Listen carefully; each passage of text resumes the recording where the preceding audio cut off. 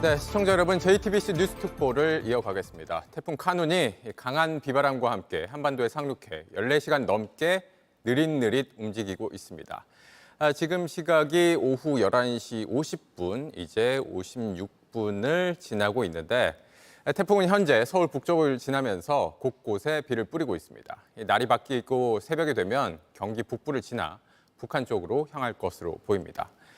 안타깝게도 인명피해도 발생을 했는데 대구에서 한 명이 숨지고 한 명이 실종됐습니다. 뉴스 특보를 통해서 태풍 관련 속보 상황 계속해서 전해드리겠습니다. 그럼 먼저 태풍이 제일 가까이 지나고 있는 경기 연천 군남댐으로 가보겠습니다. 박지영 기자가 나가 있습니다. 자, 박지영 기자, 지금 태풍이 박 기자가 있는 곳을 지나고 있는데 비바람이 그렇게 강한 상황은 아닌 것으로 보이는군요.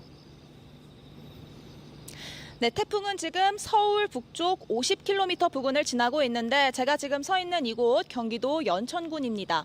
태풍은 내륙을 지나면서 생각보다는 세력이 많이 약해진 모습입니다. 아까 저녁 8시쯤까지만 해도 이곳에 강한 비가 내리고 또 바람도 많이 불었는데요. 지금은 이 비는 많이 잦아들었고 바람도 잔잔한 수준입니다.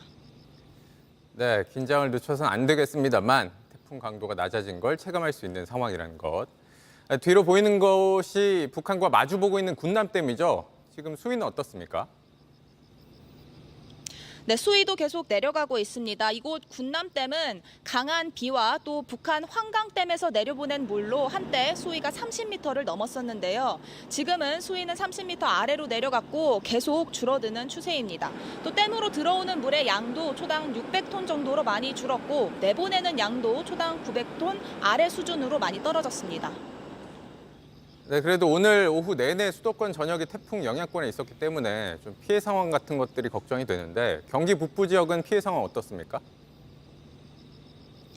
네, 경기 북부도 피해가 있었습니다. 일단 오늘 오후까지 40건 넘는 태풍 피해 신고가 접수됐었고요. 이 중 10건 넘는 신고가 바로 강한 바람에 나무가 쓰러졌다라는 신고들이었습니다.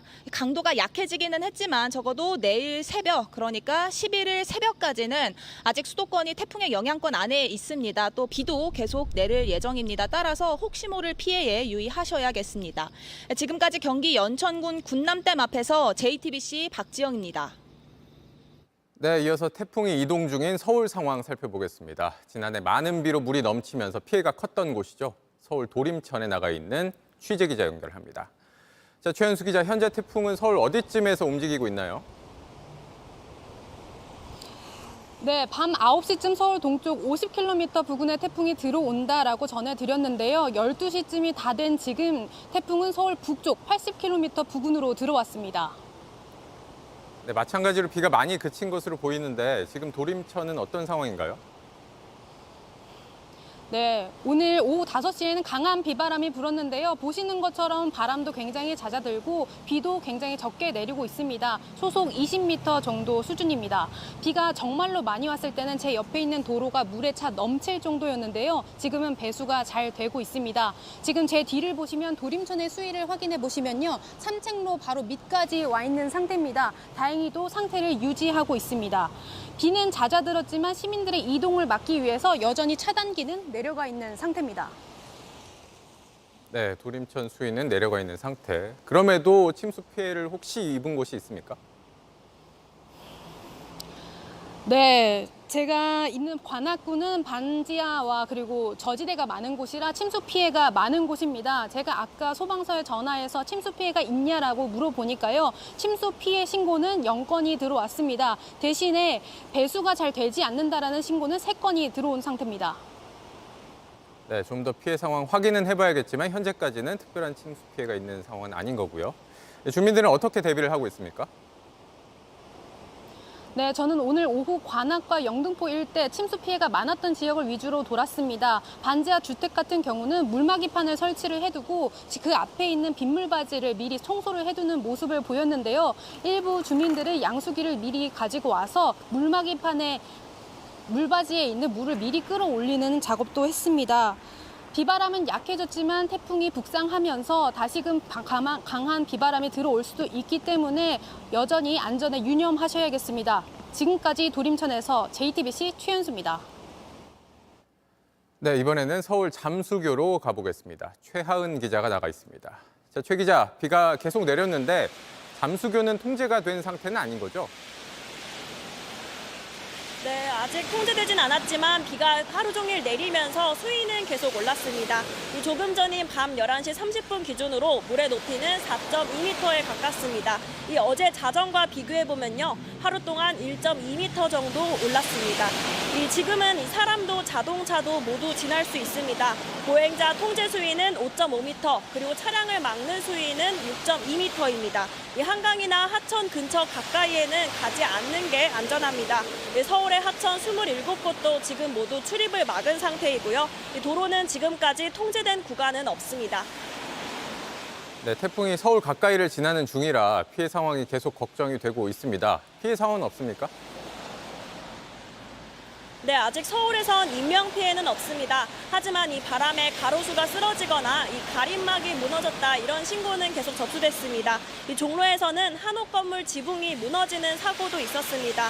다행히 사람이 살지 않는 집이라 다친 사람은 없었지만 근처에 사는 4명이 대피했습니다. 네, 밤 사이에 태풍의 움직임에 따라서 또 아침 출근길에도 영향을 줄 것 같은데 어떻게 예상이 되고 있나요? 네, 지금은 비가 조금 잦아든 상태이지만 비는 낮까지 계속 내립니다. 태풍이 느리게 움직이면서 밤새 계속 영향을 주겠습니다. 새벽 3시 서울 북북서쪽 80km 부근을 지나면서 한때 빗방울이 굵어지기도 하겠습니다. 세력이 약해졌다 하더라도 계속 주의를 기울여야 합니다. 바람도 최대 초속 20m에 이를 수 있습니다. 중대본도 산사태 우려 지역 그리고 하천 주변과 같은 취약 지역을 더 철저하게 살펴보기로 했습니다. 금요일 출근길 교통 상황도 평소보다 더 혼잡할 수 있습니다. 지금까지 서울 잠수교에서 JTBC 최하은입니다. 네, 태풍이 조금 전 지나간 경기 남부 지역도 연결해서 현재 상황을 알아보겠습니다. 조혜연 기자가 나가 있습니다. 자, 조 기자, 빗줄기는 많이 잦아든 것 같은데 태풍 영향권에서는 벗어났다고 할 수 있는 겁니까? 네, 제가 있는 경기 성남 지역도 앞서 보신 다른 지역들과 비슷하게 비는 거의 잦아들었고 아까 시민들 거의 우산도 쓰지 않고 거리 다니는 모습 볼 수 있었습니다. 바람도 거의 잦아들어서 잔잔한 수준입니다. 태풍은 저녁 9시쯤에 경기 남부 지역 벗어나서 북쪽으로 계속 향하고 있습니다. 네, 그래도 태풍의 영향권에서 완전히 벗어난 건 아닙니다. 그래서 내일 오전까지 최대 80mm 가까이 되는 비가 더 내릴 수 있다고 보고 있습니다. 네, 마찬가지로 하루 종일 비가 많이 왔기 때문에 혹시나 하는 피해 상황 또 걱정이 됩니다. 피해 상황 어떻습니까? 네, 경기 남부 지역 어제 오전부터 비가 많이 왔습니다. 좀 주요 지역 누적 강수량 좀 살펴보시면 경기 안성은 156mm, 평택 125mm, 화성 118mm가량 내렸습니다. 네, 어제부터 소방 신고도 잇따랐는데 다행히 인명 피해나 큰 재산 피해 신고는 없었고 이 배수 조치가 필요하다, 또 간판이 떨어졌다 이런 신고들이 접수가 됐습니다. 네, 좀 더 그래도 지켜봐야겠죠. 내일까지는 뭐 피해 상황 같은 것들이 계속 접수가 되고 있을 테니까요. 네, 지금 이후론 태풍이 수도권을 완전히 빠져나갈 것으로 예상되고 있는데요. 세력이 많이 약해지면서 예상 강수량이나 바람의 세기 등도 많이 조정이 된 상태입니다.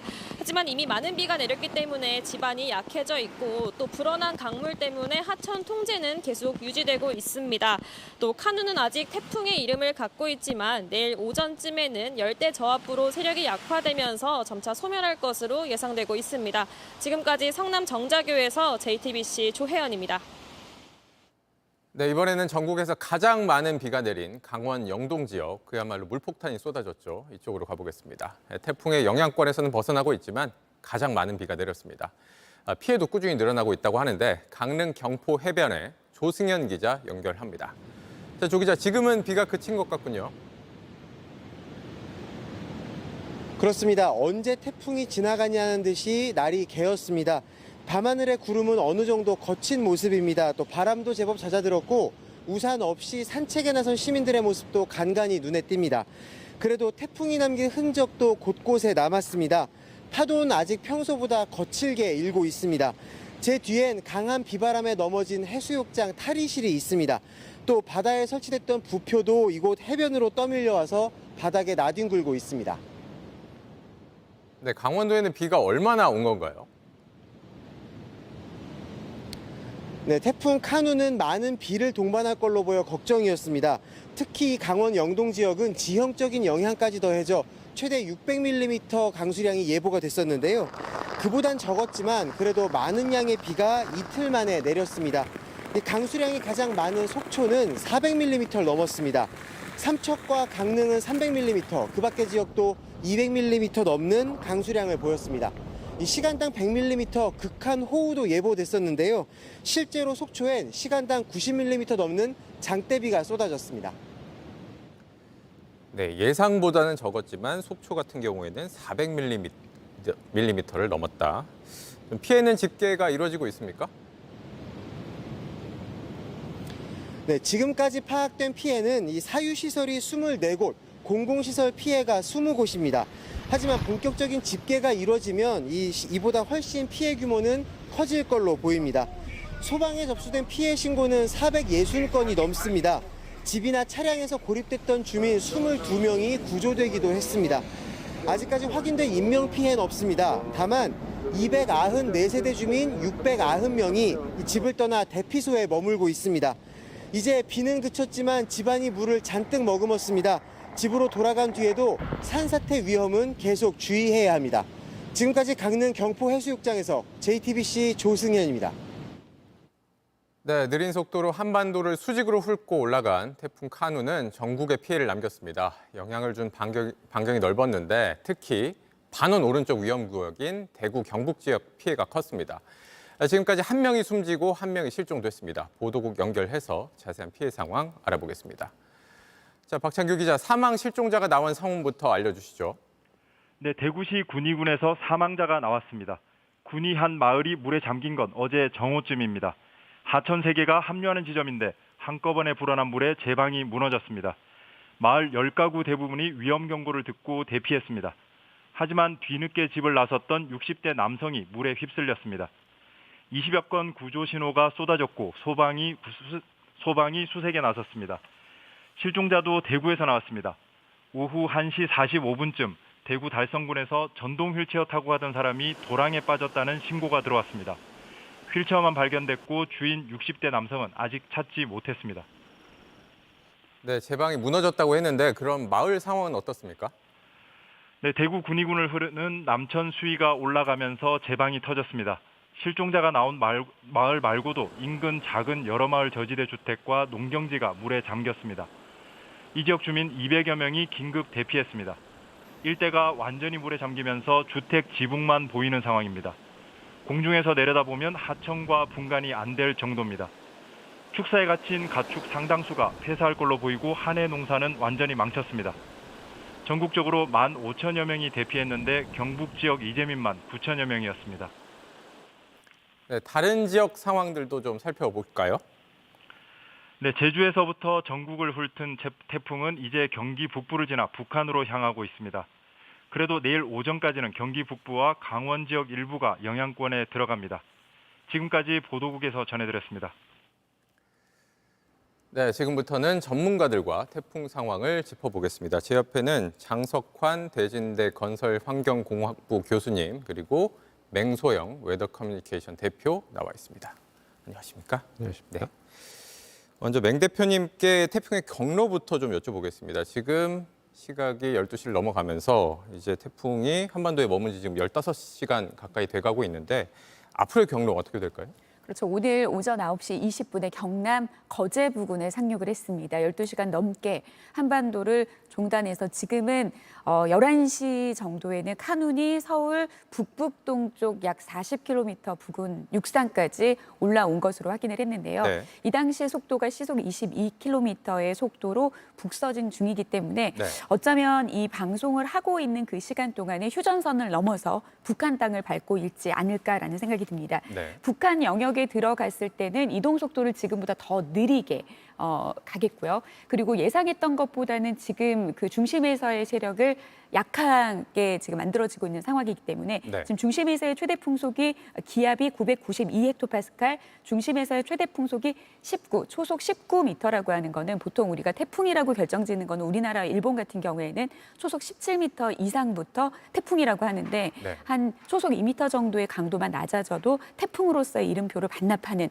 그런 형태가 되는데 이게 내일 오전 중이 될 것으로 보입니다. 그래서 곧 이제 태풍으로서의 위력은 이제 내려놓기는 하지만 네. 이 태풍이라고 하는 거는 아직까지는 중심에서부터의 이 강풍 반경, 초속 15m의 바람의 반경이 한 150 정도면은 직경으로 따졌을 때는 300km 정도 부근에서의 거대한 초속 15m의 바람 정도의 바람이 불 수 있는 아직까지는 그 위력이 있기 때문에 네. 이 위력으로 인해서 소멸도 하고 북쪽으로 물러가기는 하지만 우리나라 주변에 계속해서 이 바람으로 인한 기압 배치에 영향을 분명히 줄 수 있기 때문에 네. 계속해서 좀 예의주시를 해야 되겠고요. 지금 비구름의 영역 같은 경우에도 충청 남도 지역에 다시 비구름이 형성이 되는 것은 이게 돌아나가는 과정 안에서 북쪽에서 차갑고 건조한 고기를 다시 끌어내는 과정 안에서 이들 지역으로 다시 비구름을 만들어 놓기 때문에 지금 이들 지역에 계신 분들은 태풍이 지나갔다라고 하는데 왜 우리 지역은 다시 비가 내릴까라고 생각을 하실 텐데 네. 요거는 다른 시스템에서 만들어진 비라고 이해를 하시면 될 것 같은데 내일 오전까지 좀 주의를 하셔야겠습니다. 네, 일단은 뭐 마무리 수순으로 들어가고 있습니다만 내일 오전까지는 좀 주의를 할 필요가 있다는 점. 장 교수님에게 이 강도에 대해서 좀 여쭤보고 싶은데 예. 현장 상황 보긴 했지만 수도권이 뭐 걱정한 것만큼은 비바람 강도 그렇게 세진 않았습니다. 예, 그렇습니다. 이게 뭐 15시간 가까이 이 한반도에 머물면서 좀 세력이 많이 약화됐다 이렇게 볼 수 있는 예. 거겠죠? 처음에 오늘 아침에 9시 한 20분경에 거제도에 이제 상륙을 하고 그때는 한 35m 초속, 네. 그러니까 한 100, 시속으로 따지면 한 120, 30km 정도까지의 높은 강도의 태풍이 왔었는데 이제 다행스럽게 진행을 하면서 이동 속도도 좀 빨라지고 에너지도 많이 잃은 상태에서 네. 한 20m 이하로 이렇게 되어 있는데 20m 이하라고 할지라도 한 17m 이상 되는 아까 지금 맹 대표님 말씀하신 대로 태풍이 17m 초속 그 정도 이상인 경우에는 어떤 간판이 떨어지거나 네. 낙하물들이 떨어질 수 있는 충분한 그런 정도의 위력이라고 보여지거든요. 그래서 아직까지는 좀 안심할 단계가 아니고요. 또 하나는 특히 이제 수도권을 지금 지나가고 있기 때문에 수도권을 지나가는 경우에는 높은 빌딩들이 많이 있지 않습니까? 이 빌딩들이 많이 있으면 흔히 말하는 빌딩풍에 의해서 더 가속이 되는 상황이 발생할 수도 있어서 더 위험하기 때문에 특히 낙하물 그다음에 전신주의 주변 이런 부분들을 좀 조심하실 필요가 있습니다. 네, 전문가분들이 늘 강조하시는 게 이게 약한 태풍이란 건 없다라는 말씀이잖아요. 여전히 저희가 주의하고 조심해야 되는 상황이긴 합니다. 다만 그럼에도 예상한 것보다 강도가 낮았다는 것은 이 태풍이 올라오는 과정에서 동력을 받지 못했다 이렇게 해석을 할 수 있는 걸까요? 보통 태풍이 이제 내륙으로 들어오게 되면 많은 에너지를 이제 잃게 되는데 네. 이번 태풍은 굉장히 속도가 느린 상황에 있어서 본인들이 가지고 온 커다란 구름덩어리에 나와 있는 많은 그 수증기를 오랫동안 머물면서 많이 터뜨리고 이렇게 가는 그런 상황인데 네. 그래도 지금은 이제 다시 북한으로 올라가면서 다시 속도가 좀 느려졌기 때문에 남아있는 에너지, 남아있는 수증기를 많이 북한 쪽에 수증기를 좀 내뿜으면서 물폭탄을 일으킬 가능성도 일말에 남아 있습니다. 따라서 네네네. 앞으로 또 오늘 새벽까지는 예의주시할 필요가 있다고 보여집니다. 네. 맹 대표님, 이게 태풍이 북한 쪽으로 넘어가게 된다면 소멸하게 되는 건가요? 어떻게 되는 건가요? 우리가 태풍이 소멸이 됐다라고 하면은 어느 순간 없어졌을 것으로 생각을 보통 많이 하시는 것 같습니다. 왜 태풍이 소멸을 했는데도 아직까지 상황이 좋아지지 않느냐 이런 질문도 덜어 하시는 분들이 계시는데요. 이제 앞서 말씀드린 것처럼 태풍으로서의 이름표를 반납하는 것뿐입니다. 네. 태풍끼리의 줄을 세웠을 때에서는 약한 태풍이 될 수 있긴 하겠지만 우리가 일반적으로 이제 저기압이 다가왔을 때 많은 양의 비를 뿌리고 나가는 그런 어떤 기상 현상을 경험하실 수가 있는데 그런 기상 현상 중에서는 가장 완고, 가장 형님급의 그런 형태로 태풍으로서의 이름표만 반납할 뿐인 거지 네. 강한 저기압이 계속해서 우리나라 북한 지역으로 느린 속도로 빠져나가는 그런 형태의 상황. 상황의 날씨가 앞으로 전개될 거라고 보시면 될 것 같고요. 네. 일반 저기압보다는 태풍 같은 경우에는 중심에서 불어 들어가는 반시계 방향으로 불어 들어가는 그 규모가 굉장히 큽니다. 네. 앞서 이제 교수님께서도 말씀을 하신 것처럼 태풍 자체가 가지고 온 열대 부근에서의 덥고 뜨거운 열기와 함께 이제는 태풍이 반시계 방향으로 불어 들어 나가면서 북쪽에 놓여져 있는 차고 건조한 공기를 다시 우리나라 쪽으로 끌어내리거든요. 네. 그러니까 결국에 대기 불안정이 일어난다라고 하는 거는 뭐 사람들도 성격이 맞지 않으면은 다툼이 커지는 것처럼 결국에 이 공기의 대기 불안정이라고 하는 거는 서로 다른 극과 극인 공기들이 만났을 때 부딪혔을 때 더 강렬한 비구름을 만들게 되는 거거든요. 네. 그래서 지금 충남 지역을 중심으로 기존에 남아있던 덥고 습한 공기와 다시 북쪽에서 태풍이 빠져나가면서 끌고 내려오는 차고 건조한 공기가 만나면서 대기 불안정이 만들어지면서 지금 이들 지역으로 곳곳에 아직까지는 약한 구름대만 잡히기는 합니다만 지금 서해상에서 거대한 지금 비구름의 에코가 잡히고 있는 상황이거든요. 네. 그래서 계속해서 태풍이 빠져나가고 난다라는 것은 결국에는 거대한 호수의 돌덩이를 떨어뜨렸을 때 이 중심에서부터의 그 파동이 끝부분까지 전달이 되면서 온전한 원래 잔잔했던 호수까지 돌아가는데 태풍 같은 경우에는 좀 수일이 걸립니다. 네. 그렇기 때문에 좀 이런 안정적인 상태로 다시 돌아갈 때까지의 태풍에 대한 그런 예의주시는 좀 필요해 보이는 상황입니다. 네. 첨언을 드리자면은 이제 태풍이 지나갔다고 해서 태풍이 완전히 그 영향이 없어진다 이렇게 보기는 좀 어렵고요. 네. 태풍이 지금 한 반경이 150km, 전체의 직경이 한 320km 정도 되니까 태풍의 중심이 지나갔다고 해서 태풍의 영향권이 다 없어졌다 이렇게 보기는 어렵거든요. 그렇죠. 반경이 전체가 다 지나가야지 완전히 벗어났다 이렇게 볼 수 있기 때문에 그럼 반경이 한 150km 정도 되면은 시속으로 따져서 한 20km 정도 되면은 벌써 그것만 해도 꽤 시간이 더 네. 영향을 받을 수 있다 이렇게 보여집니다. 네. 이 점도 좀 짚어볼까요? 이게 태풍이 북한 쪽으로 넘어간다고 해도 북한 쪽에 비가 많이 내린다면 저희 기자도 지금 군남댐에서 지금 수위 상황을 계속 확인하고 있습니다만 예. 이게 또 북한에서 수문을 여는 형태로 피해가 될 수도 있는 거잖아요. 매년 우리가 임진강의 그 홍수 문제가 굉장히 이슈가 되어 왔었지요. 네. 그 북한에 있는 임진강 상류에 있는 환강댐이라고 하는 데가 있는데 환강댐의 규모가 저수 용량이 한 3억 5천만 톤 정도 됩니다. 조금 전에 기자가 리포트했던 그 군남댐은 홍수 방어용 댐인데요. 네. 그 규모가 7천만 톤 정도 됩니까? 5분의 1 정도밖에 되지는 네. 않습니다. 따라서 환강댐에서 많은 양의 물을 방류를 하게 되면 특히 미리 사전 통보 없이 방류하는 경우는 우리가 굉장히 위험한 상황에 도달할 수가 네. 있고요. 거리가 56km 정도니까 홍수량에 따라 좀 다르지만 적게는 1시간에서 많게는 2시간 정도면 충분히 도달하기 때문에 네. 우리가 미처 대비를 할 수 없는 그런 상황이기도 합니다. 또한 임진강이라고 하는 것은 하류의 서해의 조이에 굉장히 영향을 받기 때문에 만약에 만조시에 북한의 환강댐에서 많은 양의 물을 방류를 하게 되면은 그 사이에 있는 연천이라든지 파주라든지 이런 부분에 홍수의 위험성이 대단히 크다. 따라서 오늘과 내일 사이에 임진강에 특히 환강댐의 수문 방류에 대한 것은 상당히 좀 주의 깊게 살펴봐야 될 부분이라고 보여집니다. 네. 경로와 강도 그리고 이후의 상황까지도 좀 두 분께 여쭤봤습니다. 그러면 이 태풍으로 피해를 입었던 곳들도 다시 한번 좀 살펴보겠습니다. 태풍이 가장 먼저 상륙했던 곳이 남부지방인데 이쪽에 피해가 몰렸습니다. 보시는 것처럼 곳곳이 빠르게 물에 잠겼는데 갑자기 차오르는 물에 주민들이 바지를 걷고 대피하기도 했습니다. 시시각각 물이 차오르는 모습을 조소희 기자가 CCTV로 확인해봤습니다. 오전 7시 30분 노란색 주차선을 그어놓은 건물 앞으로 물이 차오르기 시작합니다.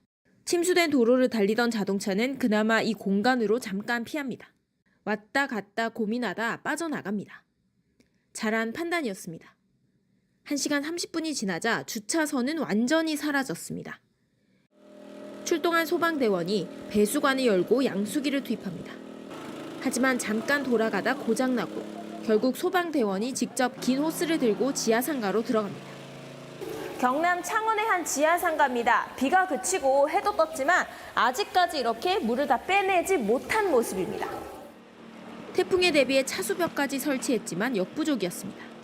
최근 2, 3년 안에는 이런 적이 없었거든요. 10분, 20분도 안 되는 순간에 갑자기 물이 차면서 급하게 모래 더미를 쌓았지만 퍼내도 흙탕물은 좀처럼 빠지지 않습니다. 비슷한 시각 근처 골목을 비추는 CCTV를 찾아봤습니다. 바닥에 주차 금지라고 적혀 있습니다. 흙탕물이 차오르고 이 글씨 3분 만에 사라집니다. 20분쯤 지나자 행인들은 바지를 걷고 다닙니다. 이곳뿐만 아니라 창원 시내 곳곳은 무너지고 잠겼습니다. 쌀제 터널 앞 토사가 무너져 도로를 막고 복구 작업을 벌였습니다. 태풍이 덮친 경남 지방, 오늘 하루 시민들은 불안했습니다. JTBC 조소입니다.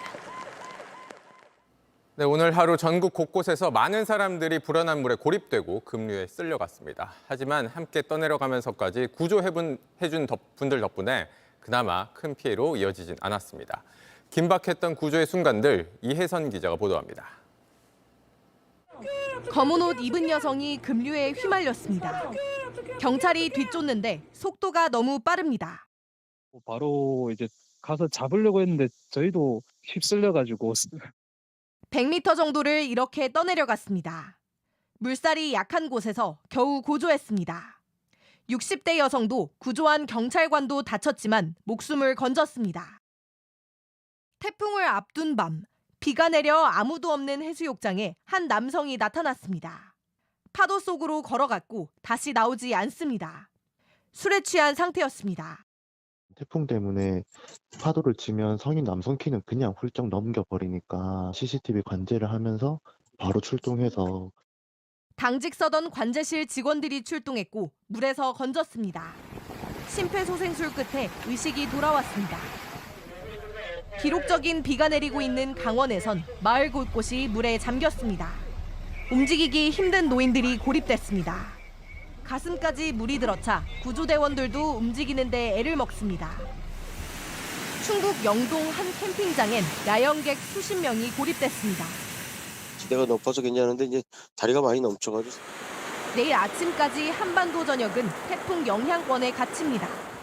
북상하면서 몸집이 작아졌다 하더라도 나무를 쓰러뜨릴 정도로 위압적입니다. 태풍이 빠져나간 뒤에도 많은 비가 내립니다. 앞으로 어떤 피해가 있을지 알 수 없습니다. JTBC 이혜선입니다. 네, 이번에는 시청자분들이 주신 제보 영상으로 태풍 피해 상황 살펴보겠습니다. 행인들이 넘어져 일어나지 못하고 멀쩡한 유리문이 산산조각 나는 모습에서 이번 태풍 바람이 얼마나 강했는지 알 수 있습니다. 또 많은 비에 도로가 잠기면서 곳곳에서 비상이 걸렸습니다. 박소연 기자가 정리했습니다. 행인 2명이 도로에 주저앉아 버렸습니다. 다른 한 명이 일으켜보지만 역부족입니다. 태풍 카눈의 위력은 길을 걷던 행인을 넘어뜨릴 정도였습니다. 바람 때문에 그 길가 쪽으로 계속 밀려 나오시면서 결국에는 거기서 넘어지시더라고요. 바람이 너무 불어서 일어나질 못하시는 비바람에 주차장 차단봉이 맥없이 들썩입니다. 순식간에 주차장 안에서 쏟아져 나온 각종 물건들, 쓰레기통이며 종이박스며 날아가 버립니다. 강풍은 미용실의 정막도 깨트렸습니다. 갑자기 유리문이 열리더니 와장창 깨져버립니다. 놀란 이용사와 고객은 그대로 하던 일을 멈췄습니다. 당시 부산 지역에서는 순간 최대 풍속 초속 34m의 강풍이 불었습니다. 와, 난리다. 이 바다지 뭐. 한때 시간당 60mm가 넘는 폭우가 쏟아진 경남 창원. 출근길 도로는 온통 물바다로 변해버렸습니다. 빗물은 승용차 바퀴 높이까지 차올랐습니다. 사람 무릎 위까지 물이 잠겼죠. 어젯밤부터 비가 계속 왔잖아요. 아침까지 계속 쏟아져서. 폭우에 놀란 동물들도 대피해야 했습니다. 대구 송해공원 인근 도로. 말 한 마리가 빗속을 뚫고 급히 내달립니다. 인근 산에서 쏟아져 내린 물로 승마장에 무릎 높이까지 빗물이 차오른 겁니다. 승마장인데요. 앞에 그냥 물난리가 나가지고요. 8년 동안 승마장에 여기 와서 있었는데 이렇게 물이 이렇게 차오른 적이 없어가지고. 강풍과 폭우를 동시에 몰고 온 태풍 카눈. 시민들은 하루 종일 가슴을 졸여야 했습니다. JTBC 박소연입니다. 네, 두 분과 조금 더 이야기를 이어가겠습니다. 화면에서도 보셨습니다만 수도권 쪽은 예상보다는 비바람의 강도가 그렇게 강하진 않았습니다만 남부 지역이라든지 또 강원 지역 같은 경우에는 비도 많이 왔고 또 바람도 강하게 불었습니다. 일단 맹 대표님, 이 특히나 이 태풍이 상륙한 남부 지역, 특히나 뭐 부산이나 울산 같은 곳들은 바람이 유독 강했던 것 같습니다. 맞습니다. 일단은 이들 지역, 특히 해안 지역 같은 경우에는 바다에서 직접적으로 바람이 붑니다. 그러니까 네. 어떠한 장애물도 없는 상태에서 노출되어 있는 바람이 들어오기 때문에 강할 수밖에 없습니다. 그래서 늘 해안가 지역으로는 좀 강한 바람, 아직까지도 이들 지역으로는 강풍특보가 남아있는 상황이거든요. 네. 근데 일단은 이제 태풍이 들어올 때 워낙 강력한 힘을 가진 상태에서 이들 지역으로 먼저 접근을 했기 때문에, 그리고 상륙하고 난 다음에 중간 강도로 떨어지기는 했습니다만 사실 한 초속 1m 정도만 더 강했다라고 하면 여전히 강한 강도를 유지할 수 있을 만큼 준강한급의 중간 강도의 그런 세력을 가지고 이들 지역을 지났고요. 그리고 뭐 위험 반원, 그리고 뭐 가항 반원 뭐 이런 이야기를 하는데, 실제 그 태풍 중심에서 오른쪽에 위치한 곳들이 한 10% 정도 풍속이 좀 강합니다. 네. 그런데 이들 지역의 이제 그 지형적인 영향을 좀 보면은 지금 어제부터 오늘까지 내린 누적 강수량을 살펴보시면 강원 영동 지역 400mm가 넘었고요. 네. 그리고 영남 지역을 중심으로 300mm에서 400mm 정도에 가까운 비가 주로 이들 지역에 집중을 했는데, 네. 강한 바람과 함께 이 바람이 산맥을 넘는 과정에서 강한 비구름을 발달시키는 게 바로 이게 지형적인 영향이 되겠습니다. 네. 그래서 이들 지역에 좀 더 많은 양의 비가 내린 게 강한 비구름을 발달시킬 수 있었던 그런 요인이 됐던 것으로 분석이 됩니다. 네, 지금은 강원 쪽에 비구름이 사라지면서 비가 내리지 않고 있는 모습을 조금 전에 리포트에서 확인하긴 하셨습니다만, 말씀하신 이유로 속초 같은 경우에는 400mm 넘는 많은 비가 내렸다라는 것들이고, 태풍의 방향 때문에 또 불어오는 바람 때문에 남부 지역, 특히 부산이나 울산 같은 경우에는 유독 바람이 샜더라고요. 그래서 뭐 유리창이 깨지고 뭐 간판이 무너지고 이런 사고들이 좀 더 몰렸던 것 같습니다. 사실 이 태풍이 조금만 속도가 빨랐다라고 하면 이 태풍 자체에서 많은 양의 비를 뿌릴 수 있을 만한 그런 강력한 에너지를 가지고 있는 태풍은 아니라고 봅니다. 네. 그런데 워낙 느리게 이동을 하다 보니까 느리게 이동하는 과정 안에서 어떤 지형적인 영향 안에서 비구름을 폭발적으로 발달시키게 만들거나 강한 바람이 불 수 있게 만들었던, 만약에 이 정도의 강도를 가지고 좀 더 빠른 속도로 지나갔다라고 하면 지금과 같은 강수량보다는 적은 양의 강수량이 내리지 않았을까라고 한번 추측해 봅니다. 네. 장 교수님, 그리고 이것도 좀 한번 말씀을 드리고 싶긴 한데, 뭐 안타깝습니다만 늘 이렇게 태풍 때마다 이런 것 하지 마세요라고 말씀을 드림에도 불구하고 하시는 분들이 가끔씩 있는데, 제주 같은 경우에는 바다에서 낚시를 하는 경우, 태풍 속에서, 그리고 또 술을 마시고 뭐 바다에 갔다가 구조되는 경우, 뭐 이런 경우도 있는데, 좀 이런 것들 자제해야 되지 않겠습니까? 좀 안타까운 일이죠. 작년에 우리가 잘 아다시피 그 강남역 침수가 됐을 때 인터넷에 한때 뭐 강남 현자다 이런 얘기에서 차 위에 올라서서 뭐 포즈를 취하고 있는 그런 사람도 있었습니다. 대단히 위험한 일이죠. 많은 분들이 이렇게 생각하는 것 같아요. 나는 괜찮겠지. 내가 그동안에 수도 없이 많이 낚시도 하고 해변가에 놀기도 하고 비가 오고 태풍이 올 때도 나는 괜찮았기 때문에 지금도 괜찮겠지. 이런 생각을 하기가 쉬운데요. 사실은 우리가 이런 재난의 상황에서 그 유명한 법칙이 하나 있습니다. 하인리 법칙이라고 1대 29대 300. 큰 사고가 일어날 때는 중간 정도의 규모의 사고가 29번 정도가 반복되고 작은 사고들이 한 300번의 반복이 돼서 큰 사고가 일어나는 거죠. 그러니까 우리가 세월호 사건이라든지 어떤 이태원 사건이라 이런 큰 재난이 났을 때는 작은 일들을 간과해서 300번을 간과하면은 그런 일들이 큰 일이 벌어지는 것처럼 우리가 흔히 말하는 여러 가지 작은 일들이 신호를 지키지 않다가 큰 교통사고가 나는 것처럼, 그래서 이런 일은 대단히 위험하고 앞으로는 절대로 그런 부분들에선 주의를 좀 할 필요가 있다고 보여집니다. 네, 말씀하신 이렇게 뭐 제주에서 낚시를 한다든지 태풍특보가 내려진 상황에서 이런 것들은 인명피해로 직결될 가능성이 있기 때문에 또 문제가 될 수 있는 것이고요. 이게 또 혼자만 다치는 게 아니라 구조하는 사람들까지 같이 다치는 경우도 있잖아요. 대단히 특히 낚시 같은 경우는 이안류라고 그래서 갑자기 많은 큰 파도가 일어나서 순식간에 쓸고 가는 그런 형태의 이안류 사고들이 많이 나기 때문에 대단히 위험한 상황이라고 보여집니다. 네. 또 한 가지 살펴볼까요? 지금 화면에도 나오고 있죠. 저렇게 낚시를 하는 모습이. 그래서 경찰이 저렇게 나서서 제지를 하는 모습을 보고 계시는데, 이게 과거에도 태풍 남마 돌 때 이렇게 갯바위에서 낚시를 하다가 60대 남성이 숨지는 사고도 있었습니다. 자제를 하셔야 되고, 또 이렇게 해안가 접근 금지 등의 대피 명령 어기게 될 경우에는 재난안전법에 따라서 최대 200만 원의 과태료도 부과될 수 있다는 점도 말씀을 드리겠습니다.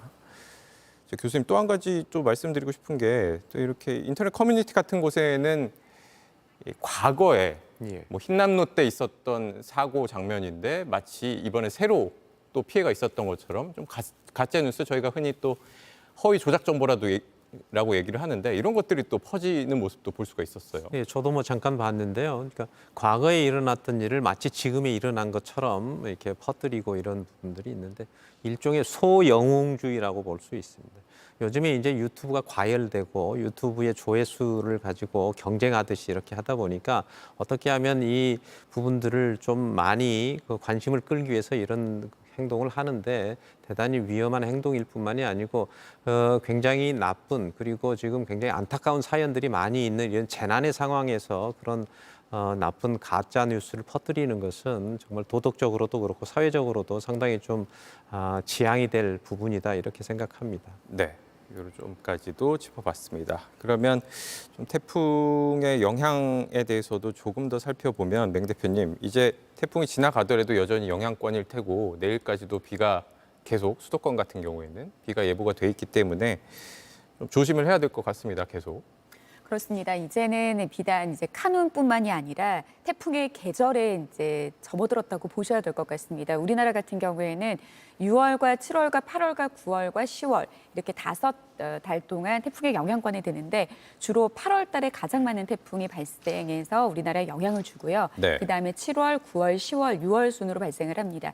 한 해에 발생하는 태풍이 25개, 과거 30년 동안에 발생했던 태풍들의 평균을 살펴보니 한 해에 한 25.1개 정도 발생을 하고 이 중에서 우리나라에 3.4개, 한 3개에서 4개 정도 영향을 주는 게 보통인데요. 지금 발생한 태풍, 이제 7호 태풍이라고 하면 7개 발생을 했으면 나머지 발생한 태풍이 아직 남아있다라는 거고요. 네. 그리고 우리나라에도 평년 이맘때 영향을 준다라고 하면 앞으로 2-3개 정도의 영향을 더 받을 텐데 앞으로 바다 온도는 더 중위도권에 이제 여름에 접어들고 가을에 접어들어도 육지와 다르게 해상은 계절이 한 템포 느리게 갑니다. 그래서 가을까지도 해수면 온도는 굉장히 뜨거워질 텐데 그렇게 된다라고 하면 카눈보다도 더 막강한 태풍이 우리나라를 관통까지는 아니더라도 우리나라 쪽으로 이 북태평양 고기압이 계속해서 길을 열어줘서 태풍이 우리나라에 올 가능성이 굉장히 높습니다. 네. 그렇기 때문에 이번 카눈이 지나가고 난 다음에 어떤 피해 상황만 수습을 하는 게 아니라 태풍에 대한 특징들을 좀 이해할 필요가 좀 있을 텐데요. 지금 거의 언론에서는 태풍의 중심이 어디에 위치해 있느냐에 따라서 조명을 하다 보니까 네. 일부 사람들 같은 경우에는 태풍의 중심이 위치할 때가 가장 위험한 시점이라고 생각을 많이 하십니다. 그런데 태풍 같은 경우에는 중심 전에 하루 이틀 전부터 이미 많은 양의 비가 시작되고 물론 이 강도 같은 경우에는 태풍이 어느 정도의 강도를 가지고 오느냐에 따라 규모는 다르기는 하겠습니다만 태풍 전면에서 굉장히 폭넓게 이미 많은 지역에서 비구름이 시작된다는 점, 그리고 태풍 중심이 지나가더라도 그 후면에서 남아있는 바람으로 강풍의 피해가 좀 더 이어질 수 있다는 점에 태풍의 어떤 조직적인 특징을 이해를 하신다라고 하면 좀 앞으로 다가오는 태풍에 대해서 좀 이번 태풍이 좀 어느 정도 학습되는 그런 계기가 되기를 좀 바라보겠습니다. 네, 앞으로의 태풍에 대해서 좀 대비를 해야 된다. 사실은 지난달 있었던 집중호우 피해 같은 경우에도 예상보다도 훨씬 더 많은 비가 쏟아지기도 하고 또 말씀하신 것처럼 이렇게 태풍이 이렇게 한반도를 수직 관통하는 것도 굉장히 이례적인 일이기도 하고, 그래서 많은 분들이 말씀하신 게 그동안 과거에 뭐 10년, 20년, 30년, 100년 전에 생각했던 그런 기후 대응으로는 부족하다. 이제는 새로운 기후 상황들을 대비해야 된다. 이런 말씀을 많이 하잖아요. 그리고 또 예측이 좀 불가능하다. 뭐 이런 태풍 처음 봤다. 역대급이었다라고 하는 표현들이 계속해서 역대급이 늘어나는 그런 상황들이 어떻게 보면 우리가 과거에 경험하지 못한 날씨 상황들이 앞으로 펼쳐진다라고 하는 게 결국에는 지구 온난화로 초래된 이상 기후 현상의 대표적인 특징이라고 볼 수 있겠는데요. 각자의 역할이 좀 중요하겠습니다. 기상청 같은 경우에는 이번 태풍이 지나가고 난 다음에 왜 이렇게 예측이 불가능했었는지에 대한 한반도의 주변 상황에 대해서 학자들과 연구가 좀 필요할 거고요. 그리고 앞으로 다가오는 태풍에 대해서도 과거와는 다르게 태풍의 진로가 어떤 영향으로 인해서 이렇게 달라질 수 있는지에 대한 어떤 분석을 통해서 좀 더 정확한 예보를 발표하는 게 중요할 수 있겠고요. 그리고 일반 국민들 같은 경우에도 이제는 태풍 같은 경우에는 과거에는 어느 나라가 잘 진로를 맞췄느냐에 따라서 좀 태풍이 지나가고 나서 포커싱이 많이 맞춰져 있었었는데요. 이제는 태풍이 유동적이기 때문에 진로가 늘 변경될 수 있다라고 하는 부분에 대해서 대해서 이번에 뼈저리게 교훈 삼을 수 있을 것 같습니다. 그래서 이렇게 특히 태풍 같은 경우에는 어마어마한 막대한 피해, 네. 인명 피해, 재산 피해를 낳을 수 있는 가장 큰 규모의 기상 현상이라는 걸 좀 감안하셨을 때 좀 앞으로 올 가을까지 올 태풍에 대한 대비가 이번 계기를 비롯해서 좀 학습이 되는 그런 좀 계기가 되기를 바라보겠습니다. 네, 이 부분 관련해서는 조금 더 잠시 뒤에 얘기를 나눠보도록 하고요. 다음은 시청자 여러분이 주신 제보 영상을 보면서 태풍 피해 상황을 살펴보겠습니다. 먼저 부산으로 가보겠습니다. 바람이 얼마나 강했는지 이렇게 커다란 나무가 뿌리채 뽑혀 있습니다. 아파트 주차장 입구가 완전히 막혀 있고요. 소방대원이 끌어내보려고 하지만 가지들이 뒤엉켜서 도무지 움직이질 않습니다. 톱과 도끼로 일일이 잘라내야 했다고 합니다.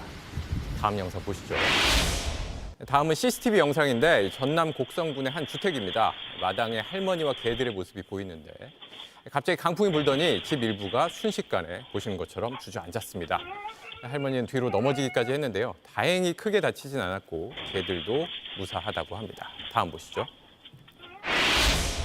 강원 지역에는 그야말로 물폭탄이 쏟아졌습니다. 속초 중앙시장 모습인데 시장 전체가 뿌연 흙탕물에 잠겼습니다. 종아리 높이까지 물이 찬 건데 물막이가 없었던 것으로 보여집니다. 장사하시는 분들 피해가 걱정이 되고 있습니다.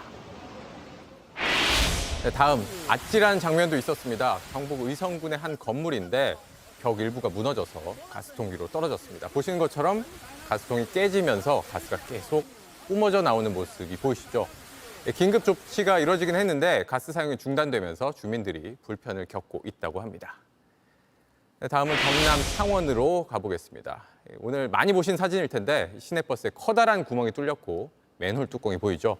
맨홀 뚜껑이 버스 바닥을 뚫고 튀어오른 겁니다. 일부 승객들이 있었지만 다친 사람은 없었다고 합니다. 네, 다음 이 태풍이 제일 가까이 지나는 경기 연천 군남댐 상황 다시 한번 확인해 보도록 하겠습니다. 박지영 기자가 나가 있습니다. 자, 박지영 기자, 지금 태풍이 박 기자가 있는 곳을 지나고 있는데 아까도 봤지만 비바람이 강한 상황은 아니죠? 네, 태풍은 지금 서울 북쪽 50km 부근을 지나고 있는데 제가 지금 서 있는 바로 이곳 경기도 연천군입니다. 이곳을 지나서 계속 북쪽으로 이동할 예정입니다. 태풍은 내륙을 지나면서 생각보다는 세력이 많이 약해진 모습입니다. 아까 저녁 8시쯤까지만 해도 이곳에 강한 비가 내리고 또 바람도 많이 불었는데요. 지금도 비가 내리고 있긴 합니다만 빗줄기가 많이 약해졌고 바람도 잔잔한 수준입니다. 네, 그래도 북한에 또 비가 많이 내릴 수도 있고 수문을 여는 상황 등등을 고려해서 긴장을 늦춰서는 안 되겠죠. 뒤로 보이는 곳이 북한과 마주보고 있는 군남댐이잖아요. 수위는 어떻습니까? 수위도 계속 내려가고 있습니다. 이곳 군남댐은 강한 비와 또 북한 황강댐에서 내려온 물들로 인해서 한때 수위가 30m를 넘기도 했습니다. 지금은 30m 아래로 내려갔고 또 계속 내려가는 추세입니다. 또 댐으로 들어오는 물의 양도 초당 600톤 정도로 많이 줄었고 내보내고 있는 양도 초당 800톤 정도로 많이 줄었습니다. 네, 그래도 오늘 오후 내내 수도권 전역이 태풍 영향권에 있었기 때문에 피해 상황이 걱정이 됩니다. 경기 북부 피해 상황 새로 들어온 게 있습니까? 네, 아직 새로 들어온 피해 상황은 없습니다. 다만 어제 오후까지 이 경기 북부 지역도 피해가 많았습니다. 어제 오후까지 집계된 것만 해도 40건 넘는 태풍 피해 신고가 있었습니다. 이 중 강한 바람에 나무가 쓰러졌다는 신고가 10건이 넘었습니다. 지금 세력이 많이 약해지기는 했습니다만 적어도 오늘 새벽, 그러니까 11일 새벽까지 수도권은 계속 태풍의 영향권 안에 있게 됩니다. 또 비도 계속 올 예정입니다. 따라서 혹시 모를 피해에 유의하셔야겠습니다. 지금까지 경기 연천군 군남댐 앞에서 JTBC 박지영입니다. 네, 이어서 태풍이 이동 중인 서울 상황 다시 살펴보겠습니다. 지난해 폭우로 범람해서 피해가 컸던 곳이죠. 도림천의 취재 기자 연결하겠습니다. 자, 최현수 기자, 현재 태풍은 서울 어디쯤에 있습니까?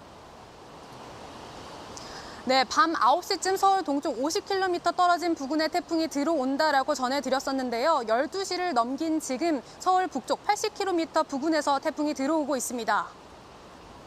네, 비가 많이 그친 것으로 보이는데 지금 도림천은 어떤 상황입니까? 네, 어제 오후 5시에는 강한 비바람이 불었는데요. 지금은 보시는 것처럼 바람도 잘 불지 않고 비도 잔잔하게 내리고 있습니다. 초속 20m 정도입니다. 비가 정말로 많이 왔을 때는 제 옆에 있는 도로가 물이 차 넘칠 정도였는데요. 지금은 배수가 잘 되고 있습니다. 지금 제 뒤에 있는 도림천의 수위를 살펴보면요. 산책로 바로 밑까지 차오른 상태입니다. 다행히도 수위는 계속해서 유지 중입니다. 비는 계속해서 이렇게 잦아들고 있지만요. 시민들의 이동을 막기 위해서 차단기는 이렇게 내려진 상태입니다. 네, 혹시 침수 피해를 입거나 새로 피해를 입은 곳들이 들어온 게 있습니까? 네, 제가 있는 관악구는 저지대와 다세대 주택들이 많아 침수 피해가 많은 곳입니다. 제가 아까 전에 소방서에 다시 전화를 해보니까요. 아직까지 들어온 침수 피해는 없다라고 했습니다. 다만 배수가 잘 되지 않는다라는 신고는 3건이 들어와 있는 상태입니다. 네, 피해가 많이 없다니 다행스러운 상황입니다. 주민들은 어떻게 침수에 대비를 하고 있나요? 네, 저는 어제 오후 동안 영등포와 관악 일대 침수에 피해가 많은 곳들을 둘러봤습니다. 반지하 주택들의 경우 물막이판을 설치를 했고요. 빗물 바지는 깨끗하게 청소를 해둔 상태였습니다. 일부 주민들은 직접 양수기를 들여와서 빗물 바지에 찬 물을 빼는 작업들을 하기도 했습니다. 비바람은 이렇게 약해졌지만요. 태풍이 북쪽으로 올라가면서 다시금 비바람이 강해질 수도 있는 상황이라서 끝까지 안전에 유념하셔야겠습니다. 지금까지 도림천에서 JTBC 최연수입니다. 네, 이번에는 서울 잠수교 상황 다시 확인해 보겠습니다. 최하은 기자가 나가 있습니다. 최하은 기자, 비가 계속 내렸지만 잠수교가 통제된 상황은 아니죠? 네, 통제되진 않았지만 비가 종일 내리면서 수위는 계속 올라갔습니다. 네, 물의 높이는 조금 전인 12시 20분 기준 4.2m에 가깝습니다. 이 어제 자정과 비교해보면요. 하루 동안 1.2m 정도 오른 겁니다.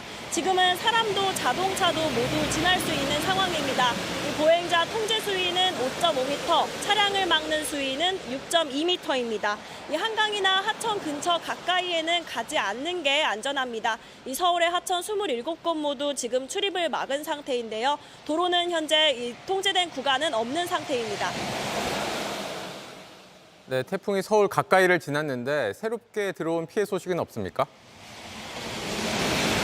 네, 아직 서울에서 인명피해는 없습니다. 하지만 이 바람에 가로수가 쓰러지거나 이 가림막이 기울었다와 같은 신고가 계속 접수됐습니다. 이 종로에선 한옥 건물 지붕이 무너져 내리는 사고도 있었습니다. 다행히 사람이 살지 않는 집이라 다친 사람은 없었지만 근처에 사는 4명이 대피했습니다. 네, 밤사이 태풍 움직임에 따라서 오늘 아침이죠. 오늘 아침 출근길에도 영향을 줄 것 같습니다. 어떻습니까?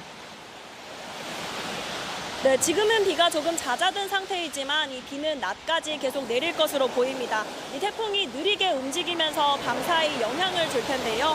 이 새벽 3시 서울 북북서쪽 80km 부근을 지나면서 한때 빗방울이 굵어지기도 하겠습니다. 또 세력이 약해졌다 하더라도 끝까지 주의를 기울여야 합니다. 이 바람도 이 최대 초속 20m에 이를 수 있습니다. 이 중대본도 산사태 우려 지역이나 하천 주변과 같은 취약 지역을 더 철저하게 살펴보겠다고 했습니다. 금요일 출근길 상황도 평소보다 더 혼잡할 수 있어서 유의하셔야겠습니다. 지금까지 서울 잠수교에서 JTBC 최하은입니다.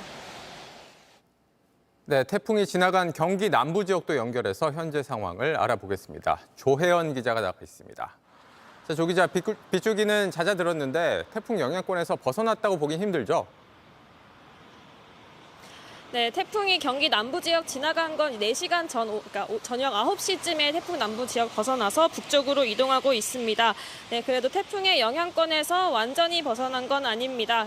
오늘 오전까지 최대 50mm가량 되는 비가 더 내릴 수 있다고 예보돼 있습니다.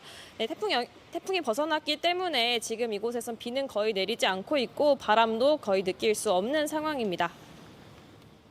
네, 그래도 하루 종일 비가 왔기 때문에 새롭게 들어온 피해 상황은 없습니까? 네, 아직 새롭게 들어온 피해 상황은 없습니다. 네, 그래도 경기 남부 지역 어제 오전부터 비가 계속 많이 왔습니다. 주요 지역 누적 강수량 한 번 더 말씀드리면요. 경기 안성은 156mm, 평택은 125mm, 화성은 118mm가량의 비가 내렸습니다. 네, 소방 신고도 잇따랐었는데 다행히 큰 인명 피해나 재산 피해는 아직 없었고요. 또 주로 배수 조치나 또 간판 떨어짐 관련해서 조치를 해달라 이런 신고들이 접수됐습니다. 네, 그래도 내일까지 상황을 좀 더 지켜봐야겠죠? 네, 지금 이후로는 태풍이 수도권을 완전히 빠져나가서 이제 거의 북한 쪽으로 가고 있다고 소식 전해 들었는데요. 네, 태풍 세력이 많이 약해지면서 예상 강수량이나 바람의 세기도 많이 조정된 상태입니다. 하지만 이미 많은 비가 내렸기 때문에 집안 많이 약해진 상태라서 주의가 필요하고요. 또 하천이 많이 불어났고 아직 물이 다 빠지지 않아서 계속 통제 유지되고 있습니다. 그런데 제가 연결 기다리는 동안 보니 시민들이 벌써 하천에 들어와서 걷거나 산책하는 모습 많이 볼 수 있었는데요. 통제가 유지되는 동안은 하천 출입을 좀 삼가셔야겠습니다. 카누는 아직 태풍의 이름 갖고 있지만 오늘 오전쯤에는 열대 저압부로 약화되면서 소멸될 것으로 예상되고 있습니다. 지금까지 성남 정자교에서 JTBC 조혜연입니다. 네, 태풍이 완전히 빠져나가기 전까지는 안전에 유의하셔야겠습니다. 이번에는 다시 강원 영동 지역으로 가보겠습니다. 이제 비가 그쳤지만 전국에서 가장 많은 비가 내린 곳인 만큼 피해는 늘어나고 있습니다. 강릉 경포 해변에 나가 있는 조승현 기자 연결합니다. 그 사이 날씨가 바뀌진 않았습니까? 네, 그대로입니다. 이 밤하늘의 구름이 상당히 걷히면서 이제는 달과 별도 볼 수 있습니다. 바람도 제법 잦아들었는데요. 그래도 태풍이 남긴 흔적은 곳곳에 남았습니다. 파도는 아직 평소보다 거칠게 일고 있습니다. 제 뒤에는 강한 비바람에 넘어진 해수욕장 탈의실이 있습니다. 또 바다에 떠있던 부표도 이곳 해변까지 떠밀려와서 바닥에 나뒹굴고 있습니다. 네, 강원 지역 강수량 다시 한번 정리해 주시죠. 네, 속초엔 이틀 만에 400mm 넘는 폭우가 내렸습니다. 이번 태풍 기간에 전국에서 가장 많은 강수량입니다. 속초엔 어제 오후에 시간당 90mm가 넘는 극한 호우가 쏟아지기도 했습니다. 이 삼척과 강릉을 비롯해서 강원 영동 모든 지역에서 300mm 안팎의 많은 강수량을 기록했습니다. 네, 새롭게 들어온 피해 상황은 없습니까? 네, 사유시설 피해 24곳, 공공시설 피해 20곳 그대로입니다. 날이 밝고 이 태풍 영향이 완전히 끝나면 본격적인 집계가 이루어질 텐데요. 지금보단 훨씬 피해 규모가 커질 걸로 보입니다. 이 소방에 접수된 피해 신고는 460건이 넘습니다. 대부분이 안전조치였지만 집이나 차량에서 고립된 주민이 구조된 경우가 22건 있었습니다. 인명 피해는 없습니다. 다만 294세대 주민 690명이 이 대피소에서 뜬 눈으로 밤을 지낼 걸로 보입니다. 그 태풍이 지나가도 안심하기엔 아직 이릅니다. 장기간 이어진 비로 집안이 물을 잔뜩 머금었기 때문입니다. 붕괴나 산사태 위험 지역에선 계속해서 주의해야 합니다. 지금까지 강릉 경포 해수욕장에서 JTBC 조승현입니다. 네, 강릉 상황까지 알아봤습니다. 안전하게 또 피해를 최소화하기 위해서 지금 설명드리는 행동 요령 꼭 기억하시길 바랍니다. 태풍이 완전히 지나갈 때까지 또 지나간 이후에도 조심해야 할 것들을 황예린 기자가 전해드리겠습니다. 이렇게 태풍이 왔을 때의 위험 지역입니다. 논둑이나 하천 제방은 별 징후 없이 갑자기 무너질 수 있습니다. 비가 완전히 멈추기 전엔 농작물을 살피러 나가지 말아야 합니다. 또 침수된 도로나 교량은 어디라도 파손됐을 수 있으니 건너지 않는 게 좋겠습니다. 되도록이면 불어난 물 속엔 들어가지 말아야 합니다. 하천이나 집 주변에 흐르는 물이 동물 사체나 기름으로 오염돼 있을 수 있습니다. 수돗물이나 저장된 식수는 냄새를 맡아보고 오염이 됐는지 먼저 확인해야 합니다. 물에 젖은 음식 재료도 식중독 위험이 있습니다. 대피한 뒤 집으로 왔다면요, 가스가 샜을 수 있습니다. 창문을 열어 환기시켜야 합니다. 또 감전 위험이 있을 수 있으니 전기 차단기가 내려가 있는지 먼저 확인해야 합니다. 전기가 흐를 걸로 예상되는 전신주 근처 역시 피하셔야 합니다. 폭우가 오면요, 집안이 약해져 산사태가 날 수 있습니다. 산 일부가 무너지거나 바람이 안 부는데 나무가 흔들리거나 또 바위가 깨지는 소리가 들리면 반드시 곧바로 대피해야 합니다. 산사태는 이렇게 위에서 아래로 향하기 때문에 산사태가 일어나면 반대 방향으로 이동하셔야 합니다. 그리고 토사가 흘러 넘칠 수 있으니 산 위치로부터 먼 곳에서 이렇게 높은 곳을 향해서 가야 합니다. 내가 또는 내 가족이 있는 곳에 산사태 주의보가 발령됐는지 실시간으로 확인하셔야겠습니다. JTBC 황예린입니다. 네, 지금 시각이 0시 44분을 지나고 있습니다. 저희가 특보를 시작한 지도 1시간 가까이 돼가는데 맹 대표님, 이 기간 중에도 좀 태풍의 변화가 있을 것 같은데 지금 상황 좀 확인해 볼까요? 지금 시속 22km의 속도로 북진을 하고 있습니다만 네. 아직까지도 북한 땅을 밟지는 못하고 있는 것 같습니다. 최근 발표한 기상청 12시 30분, 한 몇십 분 전에 발표한 자료인 거죠. 네. 카눈 서울 북쪽 약 50km 부근 육상에서 시속 22km의 속도로 중심 기압 992헥토파스칼, 중심에서의 최대 풍속 초속 19m. 그러니까 2m 정도만 떨어지게 된다라고 하면은 태풍으로서 이제 이름은 내려놓는 셈인데요. 네. 내일 오전 9시쯤이면은 북한 지역에서 빠른 시간 안에 이제 태풍으로서의 역할은 좀 다하고 저기압 중에서 좀 강한 저기압의 형태로 북진할 것으로 예상이 됩니다. 네. 지금 태풍 전면에서 만들어진 비구름 북한 지역 쪽으로도 폭넓은 지역에서 많은 양의 비가 내리고 있는 형태는 아닙니다. 근데 다만 앞서 초입에서도 말씀드린 것처럼 태풍이 빠져나가는 과정에서 중심을 향해 반시계 방향으로 불어나가는 그런 어떤 풍계에 의해서 북쪽이 차고 건조한 또 다른 성격의 공기를 지금 끌어내리고 있습니다. 그래서 지금 우리나라 서해상 지역에는 다시 강하게 발달한 또 다른 시스템의 구름이 발달되어 있는데요.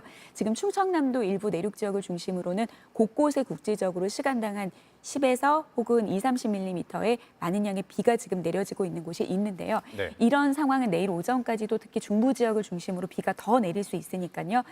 오늘이겠죠. 오늘 아침 출근길에 좀 참고를 하시는 게 좋겠고요. 그리고 계속해서 거듭 말씀드리지만 중심이 빠져나간 것이지 바람은 계속해서 남아 있습니다. 지금 네. 해안을 중심으로 강풍특보 내려져 있고 중부 지역을 중심으로 태풍주의보가 내려져 있는 게 이제 비가 잠잠해지면은 이게 무조건 이제 그 해제가 되는 게 아니라 아마 호우특보만 빠지고 강풍특보라든지 해상의 풍랑특보는 그대로 남아있을 가능성이 높습니다. 그래서 앞으로 내일까지도 해안가 주변에서는 강풍에 주의하셔야 되겠고요. 바닷가에서는 높은 물결 너울에 주의가 좀 필요해 보이는 상황입니다. 네, 인명피해는 안타깝게도 대구 쪽에서 한 분이 사망하시고 한 분이 실종됐다는 소식을 전해드렸는데 그 이후로 더 전해진 인명피해 상황은 없습니다. 아직까지는. 저희가 계속해서 확인을 할 텐데 조금 전 저희가 각 지역에 있는 취재기자를 통해서도 피해 상황 확인했습니다만 아직까지는 이후에 들어온 인명피해 상황은 들어오지 않고 있습니다. 교수님, 앞으로도 이 남은 시간 슬기롭게 좀 이 태풍 안전하게 보낼 수 있도록 어떤 것들을 조심해야 될지 좀 말씀 부탁드리겠습니다. 일단 개개인의 본인의 생명과 재산은 본인이 지켜야 한다는 그런 생각을 좀 가져야 될 것 같습니다. 그래서 아까도 말씀드렸지만은 나한테는 일어나지 않겠지 하는 그런 생각은 절대 버리시고요. 언제든지 그런 상황이 나한테 닥칠 수 있다 이런 생각을 가질 뿐만이 아니고 이런 상황이 닥쳤을 때 나는 어떻게 할 것인가 일종의 시뮬레이션이라고 하죠. 그러니까 모의 훈련을 해야 됩니다. 그래야 당황하지 않고 그런 상황을 헤쳐나갈 수 있기 때문에 산사태가 났을 때는 어떻게 해야 될든지 아니면 집에 물이 들어왔을 때는 어떻게 해야 될든지 이런 부분들에 대해서 자기 나름대로의 모의 훈련을 통해서 준비를 각자 해서 인명과 재산을 좀 최소화할 수 있는 그런 어떤 재난을 극복할 수 있는 그런 방안을 좀 마련했으면 좋겠습니다. 네, 조금 전에 현장 기자를 통해서도 확인을 했습니다만 비가 그친 지역에서는 또 산책을 나가시거나 강이나 천 근처를 걷는 경우도 보였던데 좀 조심을 해야 될 것 같습니다. 아직까지는. 그런 경우도 어쨌든 상당히 주의해야 되고 그 많이 지반이 약해져 있는 상황에서 지난번에 성남에서도 지나가던 그 인도교가 무너진 경우도 있었고요. 네. 지금 이제 축대라든지 그다음에 싱크홀, 포트홀 이런 여러 가지 상황들이 많이 있기 때문에 굉장히 조심하고 또 출근길에도 저속 운전하시고 그래서 좀 안전한 그런 생활을 할 수 있도록 당부를 드립니다. 네, 두 분 말씀 여기까지 듣도록 하겠습니다. 네, 지금까지 태풍 카눈 소식 뉴스특보를 통해서 전해드렸습니다. 태풍은 우리나라를 벗어나지만 아직까지는 말씀드린 대로 태풍의 영향권에 있습니다. 완전히 태풍의 영향에서 벗어날 때까지 안전하게 피해 최소화할 수 있도록 관련 소식 이후에도 전해드리겠습니다. 시청해주신 여러분 고맙습니다.